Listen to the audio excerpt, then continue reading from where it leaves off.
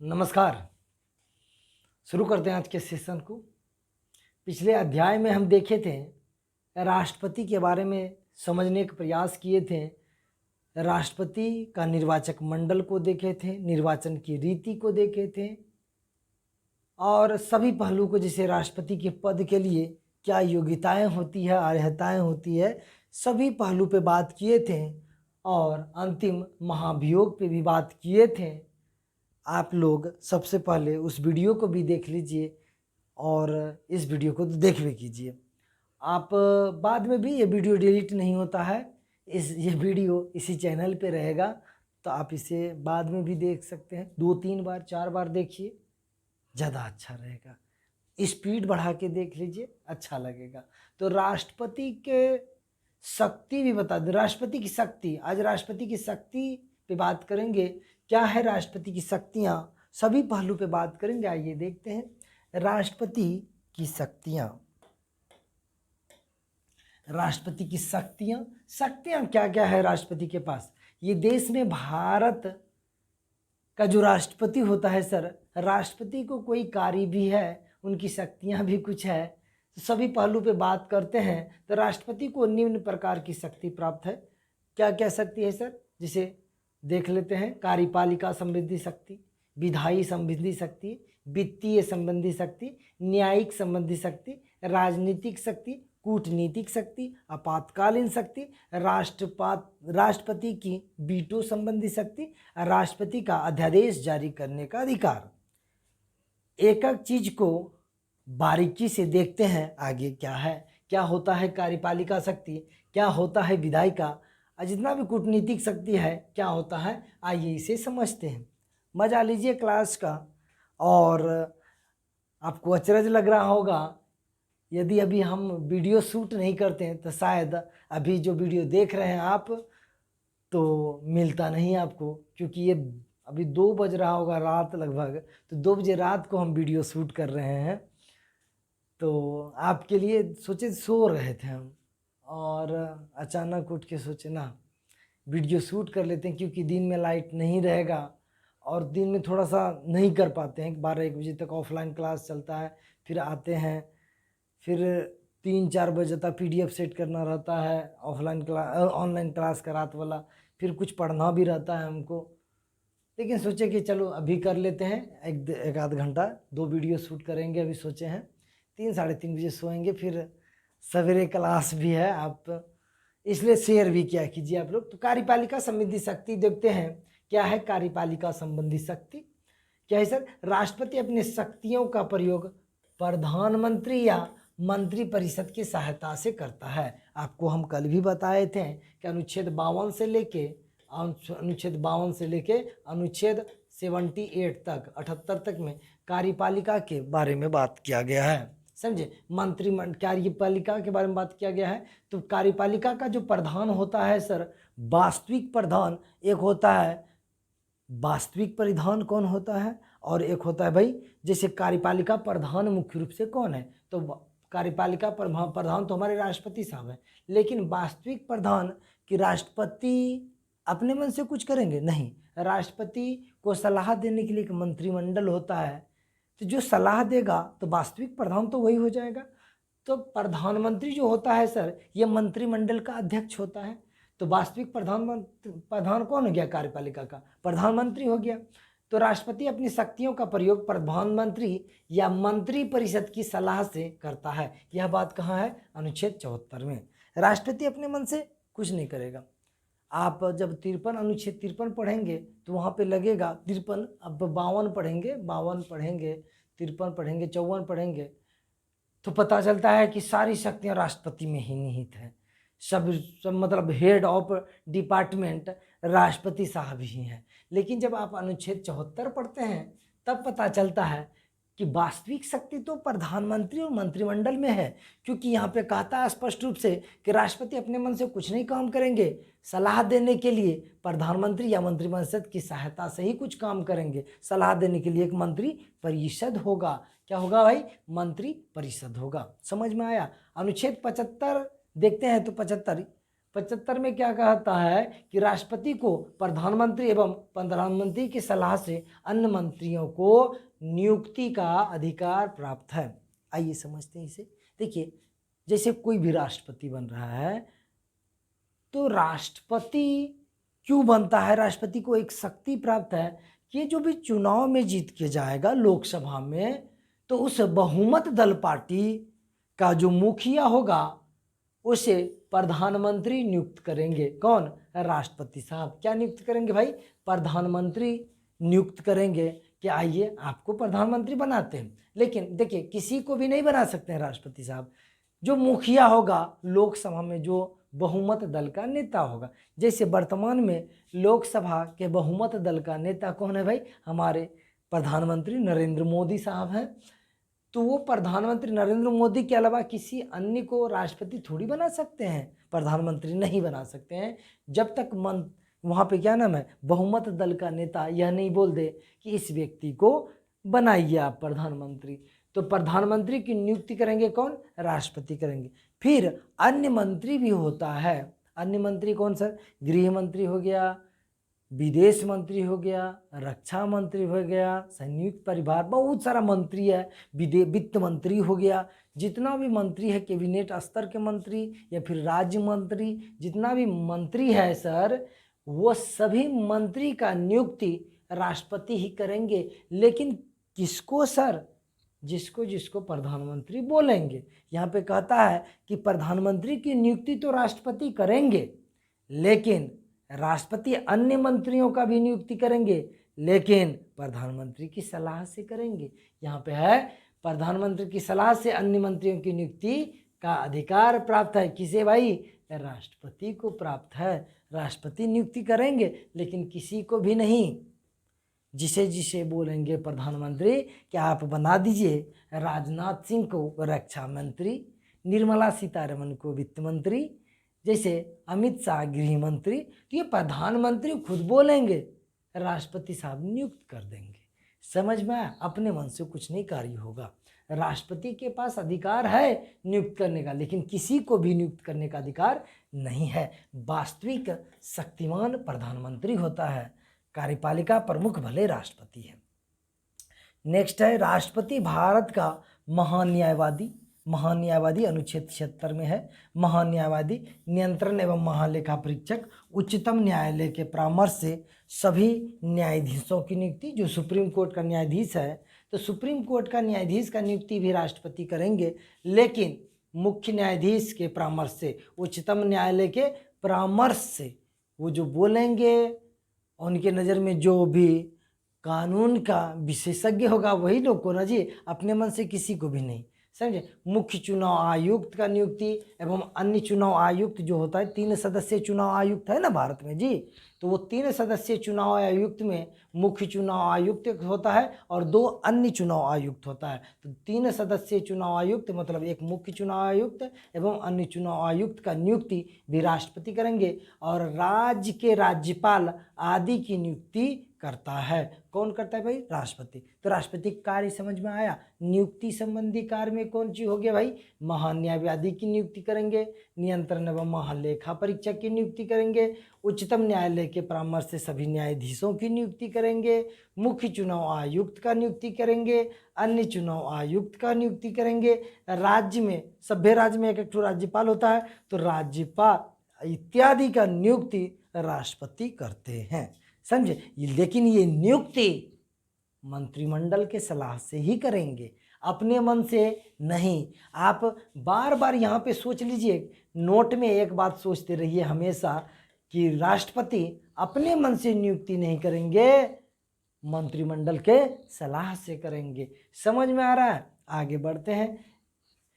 यहाँ पे है कि भारत के सभी शासन संबंधी कार्य, भारत का जो भी शासन संबंधी कार्य है राष्ट्रपति के नाम से ही किया जाता है, चाहे वो विदेश का कार्य हो जाए या फिर देश का कार्य हो जाए। किस देश को कितना रुपया दिया जाएगा, किस देश से कितना रुपया लिया जाएगा, किस देश से पेट्रोलियम मंगवाया जाएगा, किस देश को गेहूं बेचा जाएगा, मतलब अंतर्राष्ट्रीय व्यापार से संबंधी या अंतर्राष्ट्रीय संधि जो भी, मान लीजिए बगल में मालदीव है, मालदीव के साथ कोई भी संधि होगा, भले जाके कोई भी संधि कर ले, लेकिन राष्ट्रपति के नाम से ही वो संधि समझा जाएगा। समझे? आप भले कहीं बात कर लें, जैसे आप सिंपल बात यहाँ समझिए कि आप कहीं गए किसी से बात करने के लिए घर के मैटर पे, लेकिन दस्तखत किसका जरूरी है? पिताजी का जरूरी है। तो वही बात है कि भले कोई भी जाके बात कर ले, शासन संबंधी बात करे, लेकिन राष्ट्रपति का ही दस्तखत चाहिए वो चीज डील होने के लिए। राष्ट्रपति के नाम से ही किया जाता है क्या? शासन संबंधी सभी कार्य। ये तो था कार्यपालिका संबंधी शक्ति। दूसरा है विधायी संबंधी। विधायी का अर्थ है विधि बनाना, विधि मतलब कानून बनाना ना जी। तो विधायी संबंधी शक्तियों में भी कुछ चीजें हैं। विधायी संबंधी शक्तियां क्या है? राष्ट्रपति दोनों सदनों की बैठक बुलाता है। दोनों सदन यानी लोकसभा का भी बैठक, लोकसभा और राज्यसभा, यही दो सदन है बाबू। राज्यसभा तो राष्ट्रपति साहब ही लोकसभा का भी बैठक और राज्यसभा का भी बैठक बुलाता है। और क्या करता है सर? संबोधित भी करता है, संबोधित भी करता है। और क्या करता है? सत्रावसान करता है। ये जो सेशन चल रहा होता है उसका अंत भी करता है, सत्रावसान करता है। एवं लोकसभा का विघटन करता है। लोकसभा का विघटन आपको बता दें, मोदी जी 5 साल के नींद प्रधानमंत्री बने हैं जी। फिर से चुनाव होगा, अगर लोकसभा में फिर से मोदी जी जीत लेंगे तो फिर से प्रधानमंत्री बन जाएंगे, वो अलग बात है। लेकिन ये सर जो लोकसभा 5 साल तक काम किया है, तो इसका विखंडन कौन करेगा? विघटन कौन करेगा? तो ये अधिकार भी किसके पास है? हमारे राष्ट्रपति साहब के पास ही है। समझ में आया? तो किसी भी लोकसभा का विखंडन विघटन राष्ट्रपति के द्वारा ही किया जाता है। राज्यसभा का कभी विघटन नहीं होता है, क्योंकि राज्यसभा एक अस्थाई सदन है, अस्थाई सदन है, इसका विघटन कभी नहीं होता है। समझ में आ रहा है? चीजें समझ में आ रहा है? सत्रावसान क्या होता है सर? जैसे मानसून सत्र चल रहा होता है, जैसे सर शीतकालीन, वही मानसून सत्र, शीतकालीन सत्र चल रहा है। ग्रीष्मकालीन जैसे बजट सत्र, जनवरी फरवरी मार्च वाला बजट सत्र कहते हैं, तो बजट सत्र चल रहा है, मानसून सत्र चल रहा है, शीतकालीन सत्र चल रहा है जो अंतिम सत्र होता है। तो ये सभी सत्रों का जो अंतिम बैठक में बोलेगा आज से अब सत्र समाप्त होता है, सत्रावसान जो करेगा वो सत्रावसान करने का अधिकार किसके पास है? राष्ट्रपति के पास है। समझे? राष्ट्रपति ही सत्रावसान करेंगे। और क्या क्या है सर विधायी शक्ति में ताकत राष्ट्रपति को? तो देखते हैं विधायी शक्ति में है यही, यदि दोनों सदनों में गतिरोध हो, गतिरोध मतलब झगड़ा। समझे? इसको गतिरोध को आप झगड़ा समझ सकते हैं। समझे? एक्चुअली गतिरोध झगड़ा नहीं कहेंगे, लेकिन आप लोग को समझाने के लिए हम झगड़ा जैसे शब्द का इस्तेमाल किए हैं। तो गतिरोध मतलब विवाद। समझे? हम कुछ बोल रहे हैं, आप कुछ बोल रहे हैं, दोनों में विवाद हो रहा है, एक बात निकल के सामने नहीं आ रहा है, तो ऐसे में क्या होगा? मतलब मतांतर हो रहा है, मतांतर, बुद्धि में अंतर हो रहा है, गतिरोध चीज में हो रहा है। तो यदि दोनों सदन में किसमें लोकसभा कुछ और बोले, राज्यसभा कुछ और बोले, सदन तो दो है ना है जी, तो दोनों सदनों में गतिरोध हो तो राष्ट्रपति क्या करेंगे? संयुक्त अधिवेशन बुलाता है। क्या करता है भाई? संयुक्त अधिवेशन का प्रावधान है। समझे? नहीं समझे सर? फिर से बताइए। देखिए आपके घर में 2 भाई हैं, आप 2 भाई बहन हैं, तो अगर दोनों भाई बहन शांति से नहीं पढ़ते जमते हैं, पढ़ने बैठते हैं, तो क्या करते हैं? ट्यूबलाइट ऑफ कर देते हैं, या फिर एक दूसरे को तंग हमेशा करते हैं, दोनों में विवाद होते रहता है बार बार। तो ऐसे स्थिति में पिताजी क्या करेंगे? दोनों को बैठा के एक जगह बोलेंगे ठीक है दोनों एक जगह बैठो, और दोनों को समझाएंगे। तो मतलब यहाँ पे है, समझाने का तात्पर्य यह है कि संयुक्त अधिवेशन करवाएंगे। ठीक है, दोनों में, लोकसभा में भी भाई, किसमें भाई?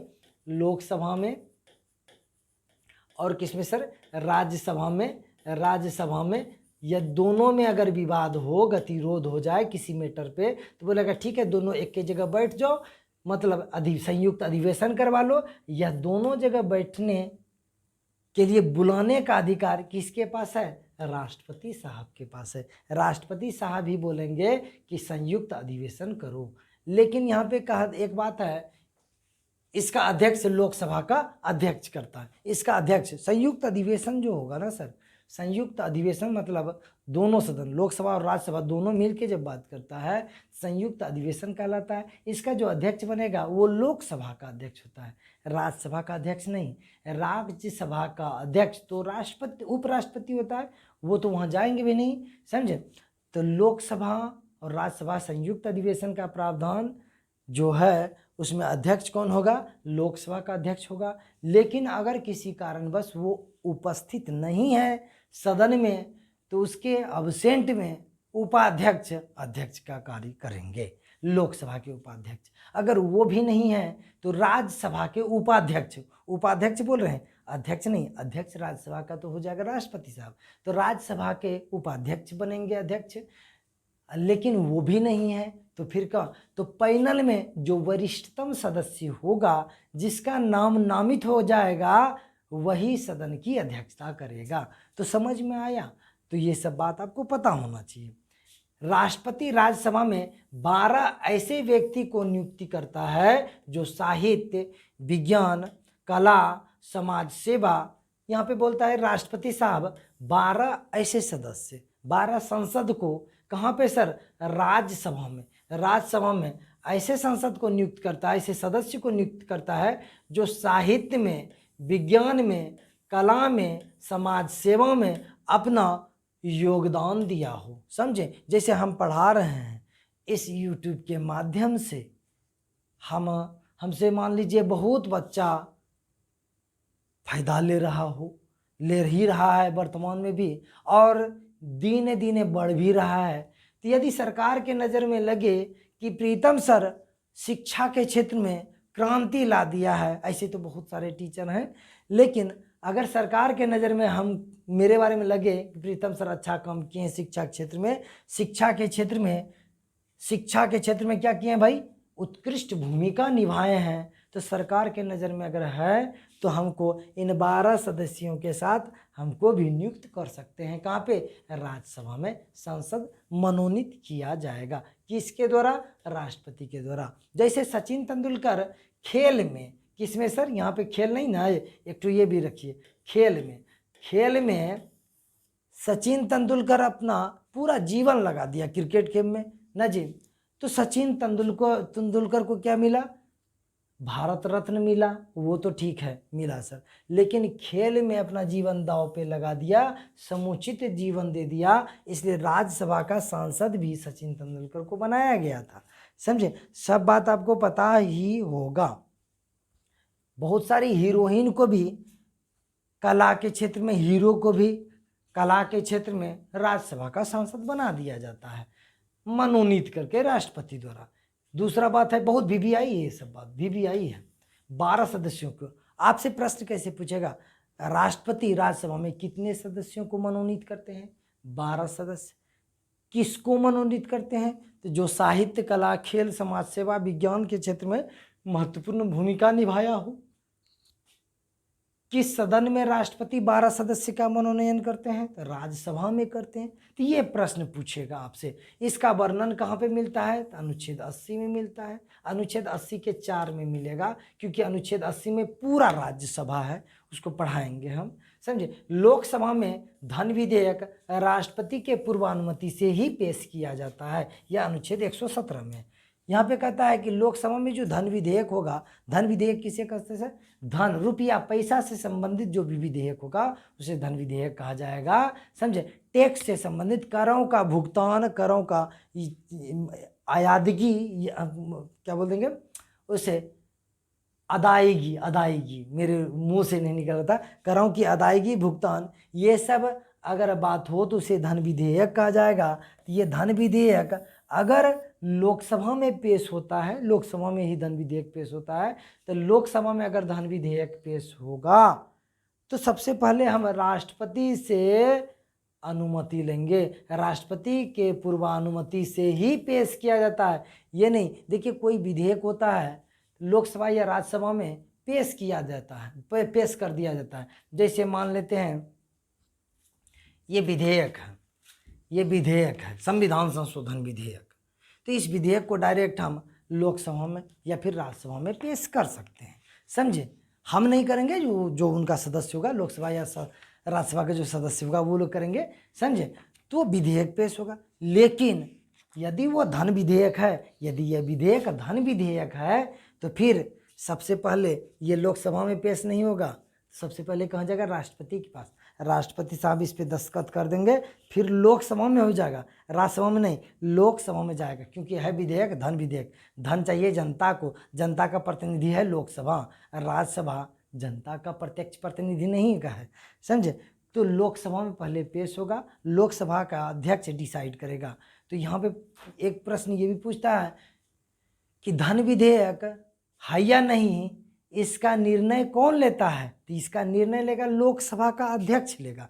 लेकिन धन विधेयक जब पेश किया जाएगा उससे पहले राष्ट्रपति का पूर्वानुमति अनिवार्य है, तो लोकसभा में धन विधेयक राष्ट्रपति के पूर्वानुमति से ही पेश किया जाएगा। अनुच्छेद 117, राष्ट्रपति प्रत्येक चुनाव के बाद तथा प्रत्येक वर्ष संसद के प्रथम अधिवेशन को संबोधित करता है। जैसे प्रत्येक चुनाव के बाद, जैसे 24 में चुनाव है सर, तो 24 में चुनाव के बाद जो भी प्रधानमंत्री बनेंगे तो उसका क्या करेगा भाई, प्रत्येक चुनाव के बाद प्रत्येक वर्ष तथा प्रत्येक वर्ष भी संसद का प्रथम अधिवेशन जो होता है ना, बजट सत्र जिसे कहते हैं आप, प्रथम सत्र में क्या होगा, संबोधित करेंगे राष्ट्रपति साहब जाके। या फिर 5 साल में जो नया लोकसभा बनेगा, नया मंत्रिमंडल बनेगा, उसका भी प्रथम सत्र जब होगा तो संबोधित करने के लिए राष्ट्रपति साहब ही जाएंगे, समझे। नए राज्यों का निर्माण संबंधी विधेयक, नए राज्यों का निर्माण, जैसे सर बिहार से झारखंड नया राज्य बना था, जैसे सर उत्तर प्रदेश से उत्तराखंड बना था, तो ऐसे ऐसे नए राज्यों का निर्माण जो होगा सर वो अनुच्छेद 3 में है, अनुच्छेद 3 के ही तहत ये सब बात होगा। तो ये नए राज्यों के निर्माण संबंधी विधेयक जो होगा वो राष्ट्रपति के पूर्वानुमति से ही पेश किया जाएगा। तो अब पता चला, धन विधेयक हो गया या फिर नए राज्यों के निर्माण संबंधी विधेयक हो गया, अनुच्छेद 3 में है, समझे। तो ये सभी विधेयक राष्ट्रपति के पूर्वानुमति से ही पेश किया जाएगा। आगे बढ़ते हैं, अब चलते हैं वित्तीय संबंधी विधेयक। शक्ति, वित्तीय शक्ति, वित्तीय मतलब धन संपत्ति रुपया वाला बात होगा यहाँ पे। वित्तीय संबंधी शक्ति में राष्ट्रपति के पास कौन कौन सी शक्ति, देखते हैं। केंद्र एवं राज्य के बीच राजस्व के बंटवारे के लिए राष्ट्रपति प्रत्येक 5 वर्ष के लिए वित्त आयोग का गठन करता है। अनुच्छेद 280 में वित्त आयोग के बारे में वर्णन है, बहुत VVI है वित्त आयोग, समझे। 280 में पढ़ाएंगे हम बाद में भी इस चीज़ को। तो केंद्र और राज्य, देखिए दादाजी हैं, राष्ट्रपति साहब समझ लीजिए दादाजी है। कितना रुपया पोता को मिलना चाहिए, कितना पोती को मिलना चाहिए, कितना बेटा को मिलना चाहिए, कितना पतोहू को मिलना चाहिए, सबका देख रेख राष्ट्रपति न करेंगे जी। तो राष्ट्रपति अकेले कर लेंगे नहीं, बोलता एक ठो डिपार्टमेंटे बना दो, जिसे क्या कहेंगे हम, जिसे कहेंगे वित्त आयोग कहेंगे। तो राष्ट्रपति साहब केंद्र और राज्य, मतलब भारत सरकार को या केंद्र सरकार को कितना रुपया मिलना चाहिए, फिर अलग अलग राज्य को कितना रुपया मिलना चाहिए, केंद्र और राज्य के बीच राजस्व के रुपया पैसा के बंटवारे के लिए राष्ट्रपति साहब प्रत्येक 5 वर्ष के लिए, कितना साल के लिए, 5 वर्ष के लिए एक वित्त आयोग का गठन करता है। समझ में आया। तो वित्त आयोग का गठन कौन करता है, राष्ट्रपति करता है। किस अनुच्छेद के तहत करता है, 280 के तहत करता है। वित्त आयोग का गठन कितने वर्षों के लिए किया जाता है, 5 वर्षों के लिए किया जाता है। वित्त आयोग का कार्य क्या है, केंद्र और राज्य के बीच राजस्व का बंटवारा। समझ में आया।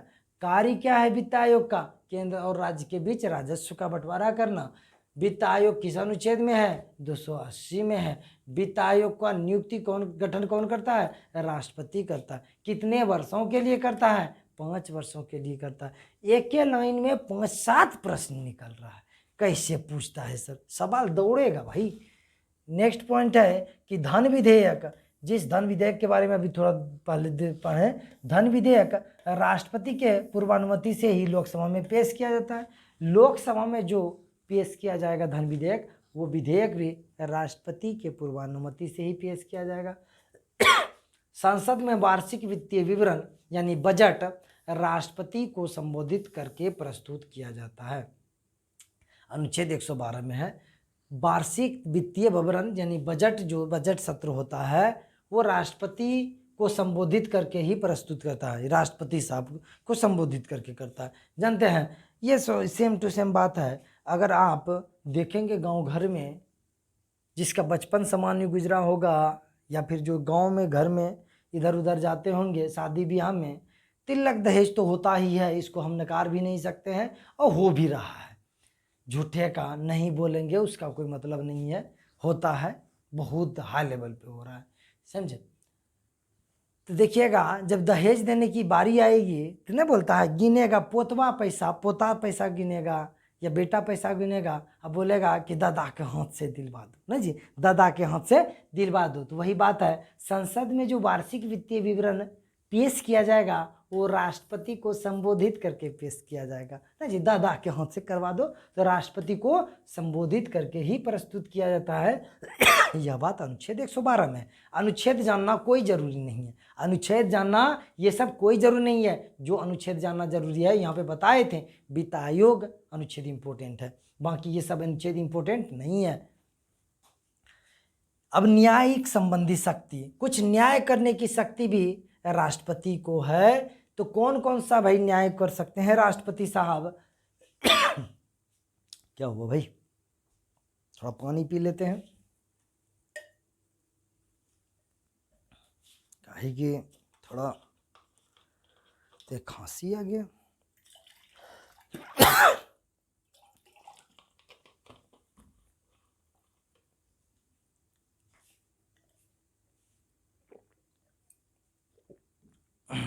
चलिए, न्यायिक संबंधी शक्ति, न्यायिक संबंधी मतलब न्याय करने के लिए क्या क्या ताकत है राष्ट्रपति को।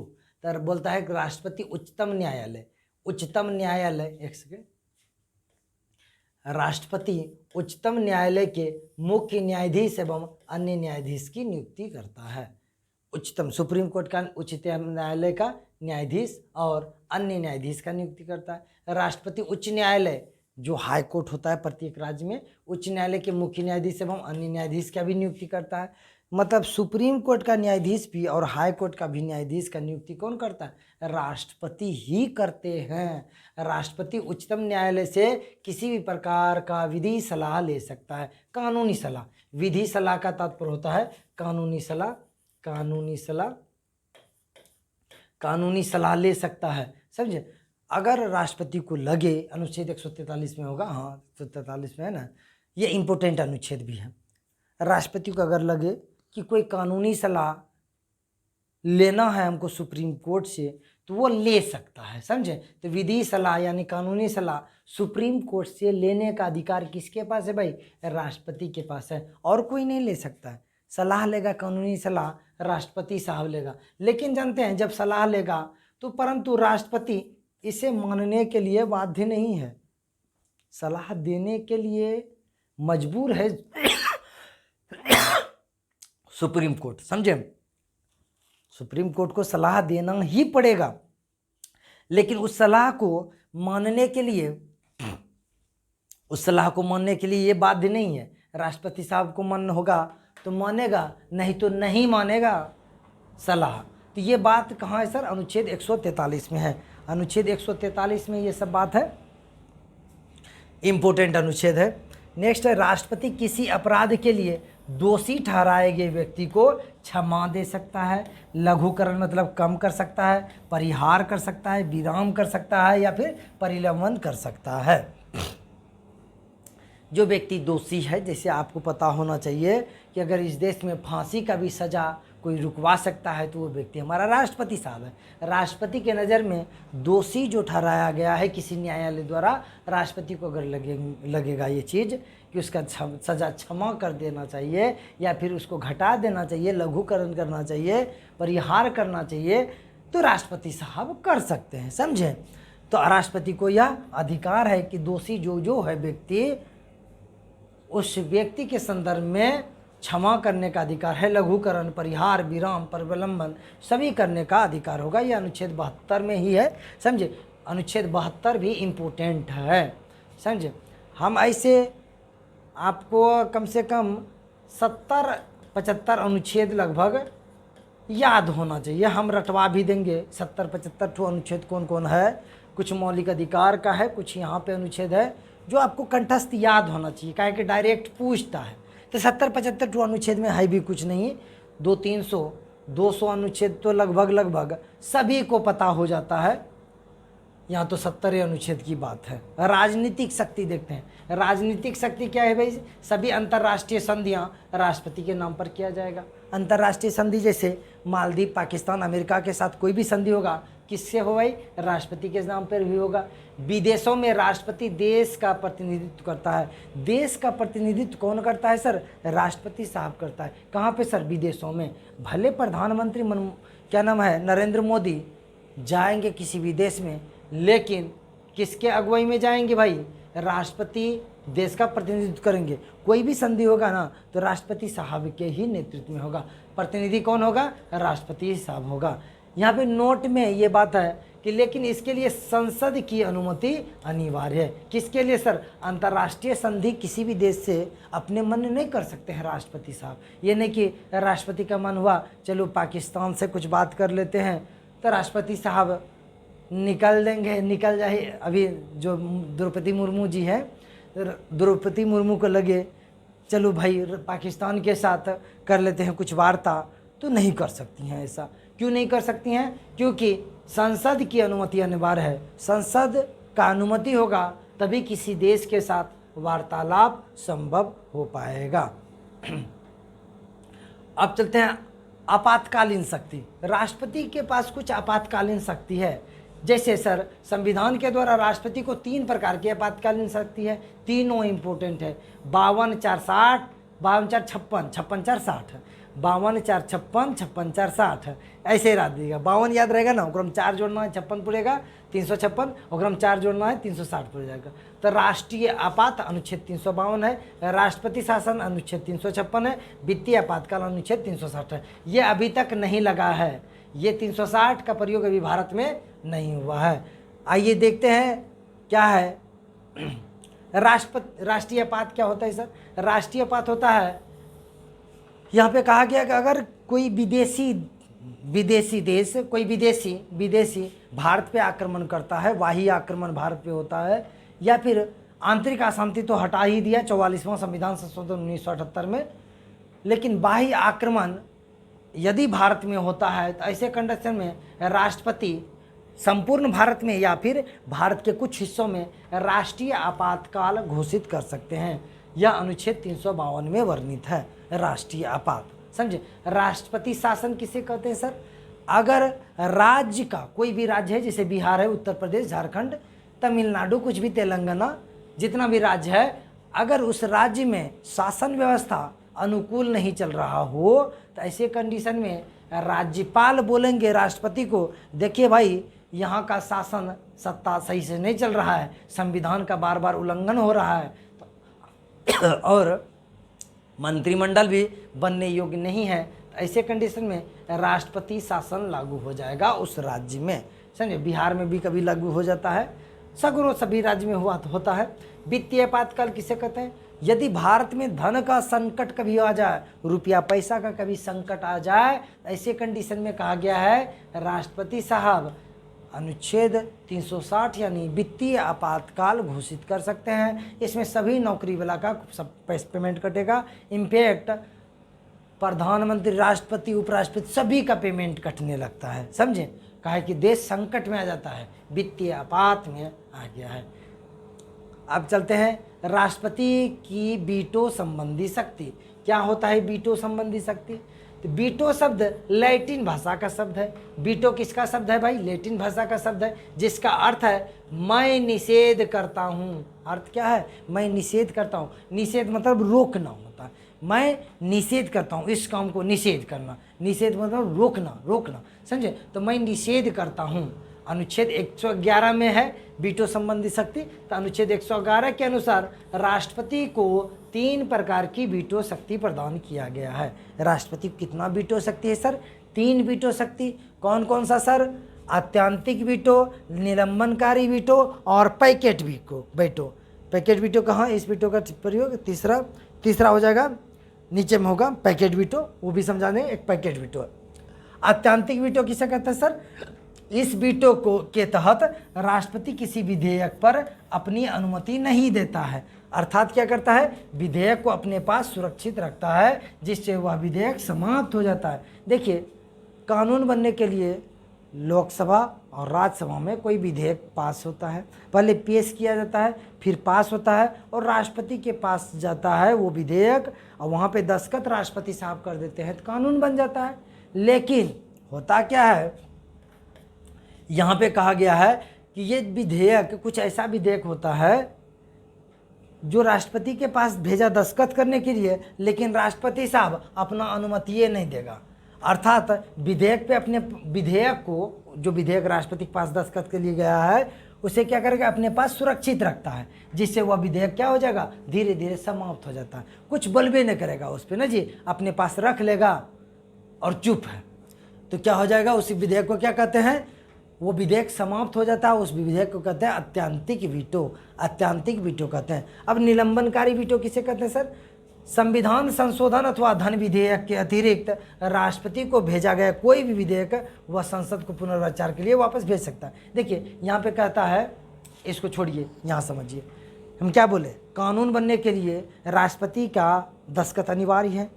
जब लोकसभा राज्यसभा दोनों सदन मिल के कोई विधेयक को पास कर दे, राष्ट्रपति का भी दस्तखत अनिवार्य है, तभी कानून बनेगा।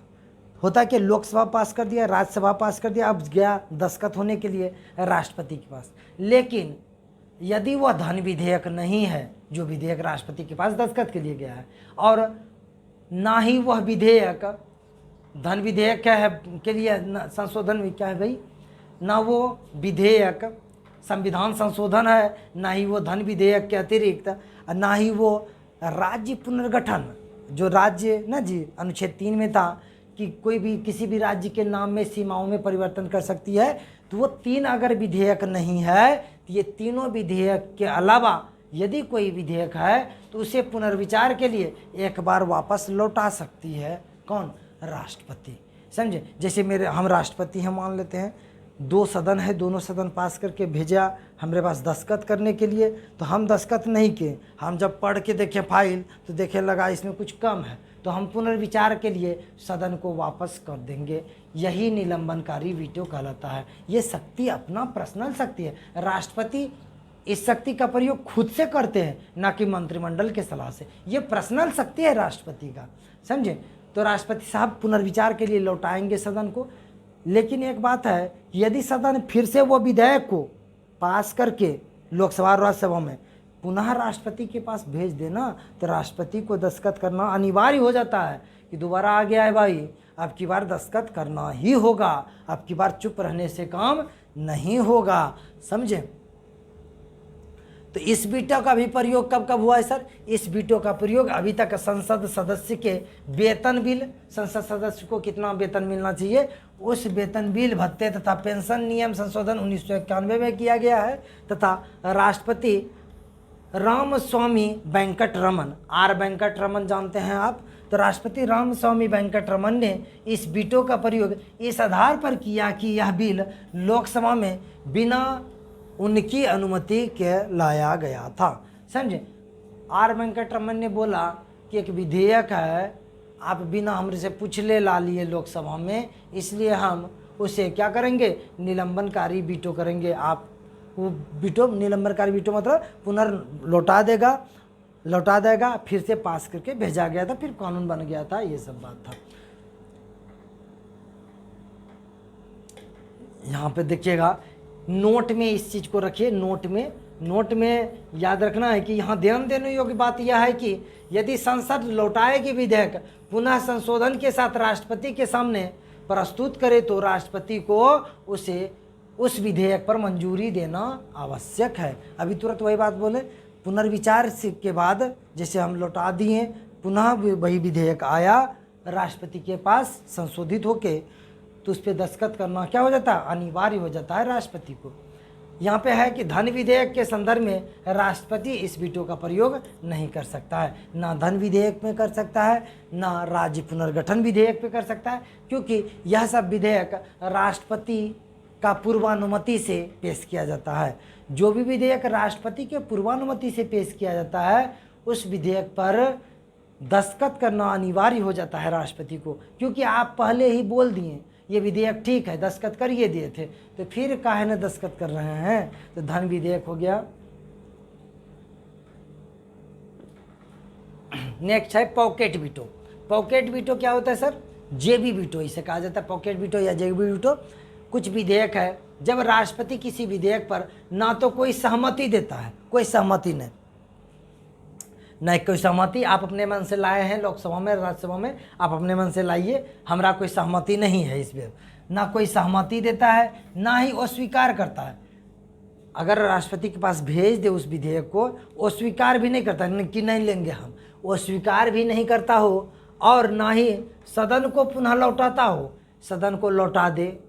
निलंबनकारी वीटो में क्या किया, राष्ट्रपति साहब लौटा देते हैं सदन को, लेकिन लौटेबो नहीं करे, समझे, ना लौटाता हो अर्थात अनिश्चित काल तक, कितना दिन है पैकेट में, अनिश्चित काल तक अपने पास सुरक्षित रख लेता हो तो पॉकेट वीटो कहलाता है। समझे, यहाँ पे समझने वाला की ये बात है कि यदि कोई विधेयक राष्ट्रपति के पास गया है दस्तखत करने के लिए तो क्या होगा सर, राष्ट्रपति उस विधेयक पे कुछ बातें नहीं करेंगे, चुपचाप रहेंगे, ना उसे स्वीकार करेंगे, वो स्वीकार करेंगे, ना ही उस पर कोई सहमति देंगे, ना ही संसद को पुनर्विचार के लिए लौटाएंगे, तो चुपचाप अनिश्चित काल तक चुप रहेंगे। उस पर उस वीटो पे कुछ बोलबे नहीं करेंगे, उस विधेयक पे कुछ बोलबे नहीं करेंगे। तो ऐसे विधेयक को पैकेट वीटो कहा जाता है। इसके बारे में कहा जाता है कि राष्ट्रपति साहब अपने पैकेट में रखे हैं इस वीटो को, इस विधेयक को, समझे, तो इसे पैकेट वीटो कहा जाता है। पेप्सू बिल 1956 में जो आया था, पेप्सू एक क्षेत्र हुआ करता था पंजाब का, समझे, पंजाब का प्राचीन नाम है। तो पेप्सू बिल 1956 तथा भारतीय डाक बिल 1984 में तत्कालीन राष्ट्रपति ज्ञानी जैल सिंह ने इस वीटो का प्रयोग किया था। समझे, तो 1984 में ज्ञानी जैल सिंह ने इस वीटो का प्रयोग किया था। किस वीटो का सर? पैकेट वीटो का प्रयोग किया था।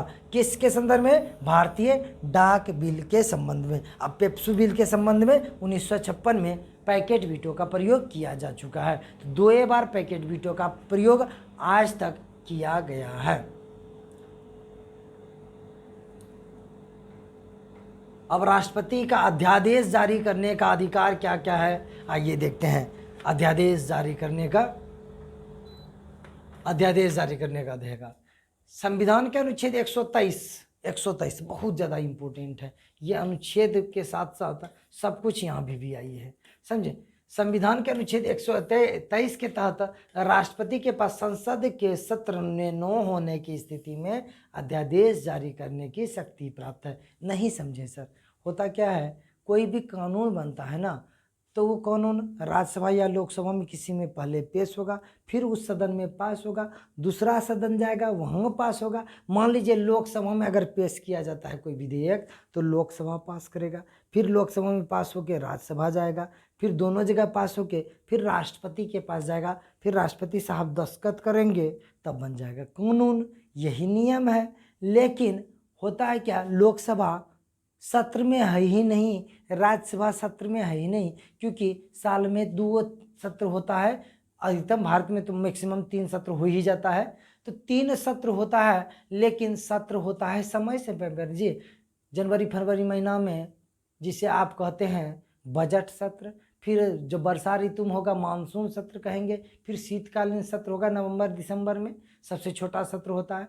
अब बीच में जो खाली समय है सर, अब मान लीजिए आपातकाल में कानून पास करवाना जरूरी है, लेकिन संसद सत्र में है ये नहीं है, तो ऐसे कंडीशन में कानून कैसे बनेगा? देश में कानून का जरूरी पड़ जाएगा। माने मान लीजिए कोई कानून का जरूरत पड़ गया अभी वर्तमान में तुरंत की कानून चाहिए ही चाहिए, लेकिन संसद सत्र में है ये नहीं, तो ऐसे कंडीशन में राष्ट्रपति को यह अधिकार है अनुच्छेद 123 के माध्यम से कि राष्ट्रपति साहब अगर मंत्रिमंडल कुछ भी बोले तो भाई इस विधेयक पे आप दस्तखत कर दीजिए, ये कानून बना दिए, इस पे अध्यादेश जारी कीजिए। तो राष्ट्रपति से आप दस्तखत कर देंगे, मंत्रिमंडल बोलेंगे तो क्या बन जाएगा, वो कानून बन जाएगा। लेकिन सब दिन के लिए नहीं, जब सेशन शुरू होता है, जब सत्र में आएगा, फिर से वो विधेयक पेश किया जाएगा, फिर जैसे नॉर्मल कानून बनता है उस आधार पे फिर कानून अगर बनता है तो ठीक है, नहीं तो अगर पास नहीं होता है तो वो सत्र क्या हो जाएगा, विधेयक लोकसभा या राज्यसभा में अगर गिर जाता है तो फिर खत्म हो जाएगा,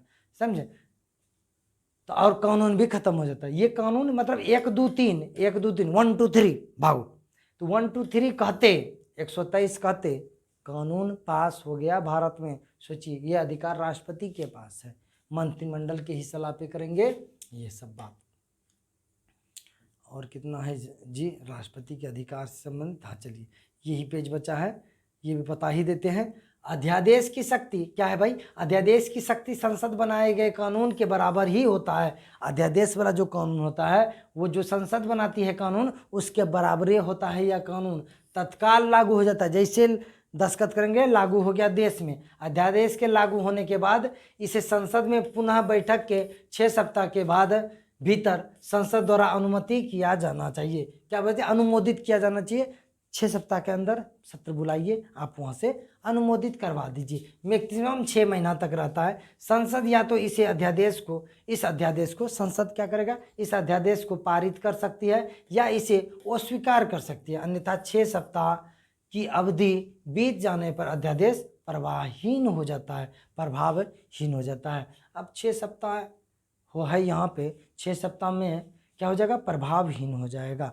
लेकिन अधिकतम 6 माह होना चाहिए था, यहाँ पे माह होना चाहिए था। माह काहे होना चाहिए सर, माह काहे होना चाहिए, देखिए माह इसलिए होना चाहिए, माह गलती लिख दिए, एक सेकेंड,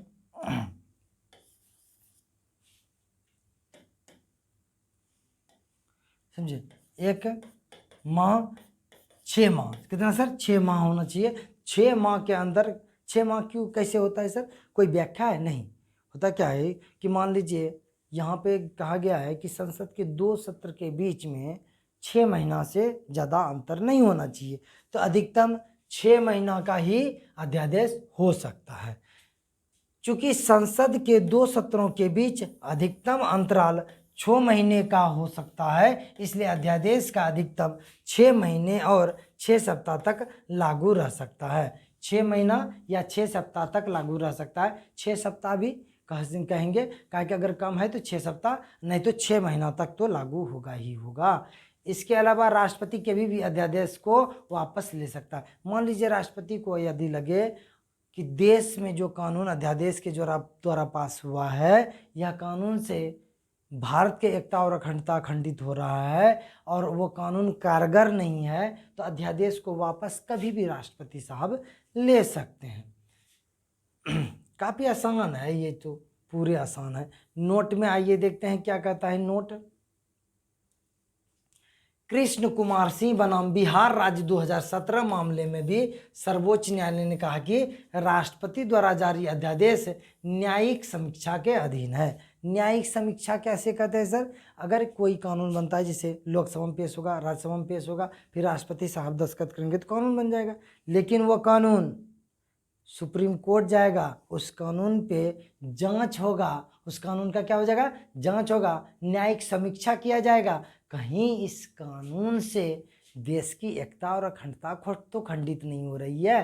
तो ये बात देखा जाता है। तो कृष्ण कुमार सिंह ने केस किया बिहार सरकार राज्य 2017 मामले में। सर्वोच्च न्यायालय ने क्या कहा कि राष्ट्रपति द्वारा जो जारी अध्यादेश है वो भी अध्यादेश न्यायिक समीक्षा के अधीन होगा। अध्यादेश अगर जारी होता है तो वो भी जाएगा सुप्रीम कोर्ट और जांच होगा, कहीं भारत के मौलिक अधिकार का तो उल्लंघन नहीं हुआ है, एकता और अखंडता का तो उल्लंघन नहीं हुआ है, संविधान के मूल ढांचा का तो उल्लंघन नहीं हुआ है। राष्ट्रपति संबंधित कुछ विविध पहलुओं को देखते हैं जो बहुत ज़्यादा वीवीआई है, बहुत ज़्यादा वीवीआई है। क्या है सर, राष्ट्रपति को 5 लाख मासिक वेतन दिया जाएगा। तो राष्ट्रपति के वेतन कितना है, 5 लाख। राष्ट्रपति को पेंशन उनके वेतन से आधा दिया जाएगा, मतलब वेतन पेंशन कितना हो जाएगा, पेंशन हो जाएगा 2.5 लाख, 2.5 लाख ना हो जाएगी जी, 2.5 लाख हो जाएगा। तो पेमेंट 5 लाख, पेंशन आधा तो 2.5 लाख होगा। भारत का प्रथम राष्ट्रपति कौन था भाई? डॉक्टर राजेंद्र प्रसाद, जो बिहार से थे। दार्शनिक राष्ट्रपति कौन था? डॉक्टर सर्वपल्ली राधाकृष्णन है। भारत के 15वें राष्ट्रपति कौन है? अभी वर्तमान में द्रौपदी मुर्मू है। भारत के प्रथम मुस्लिम राष्ट्रपति कौन बने भाई? डॉक्टर जाकिर हुसैन। भारत के 6ठे राष्ट्रपति नीलम संजीव रेड्डी एकमात्र ऐसे राष्ट्रपति हैं जो निर्विरोध चुने गए थे। निर्विरोध किसे कहते सर? उसके अगेंस्ट में कोई खड़े नहीं हुए थे चुनाव के लिए, समझे? तो नीलम संजीव रेड्डी निर्विरोध चुने गए थे, इसके विरोध में कोई चुनाव नहीं लड़ा था। बीबी गिरी एकमात्र ऐसे राष्ट्रपति हैं जो दूसरे चरण की मतगणना का में निर्वाचित हुए थे।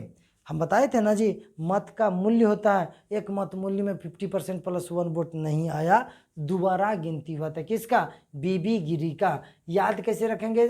ये गिर रहा था, राष्ट्रपति साहब गिर रहे थे, गिरते गिरते बचे दूसरे गिनती में। तो दोहरा गिनती किस में हुआ है? बीबी गिरी में। राष्ट्रपति अपने पद की अवधि समाप्त हो जाने पर भी तब तक पद धारण करता रहेगा जब तक कि उसका उत्तराधिकारी अपना पद ग्रहण नहीं कर लेता है।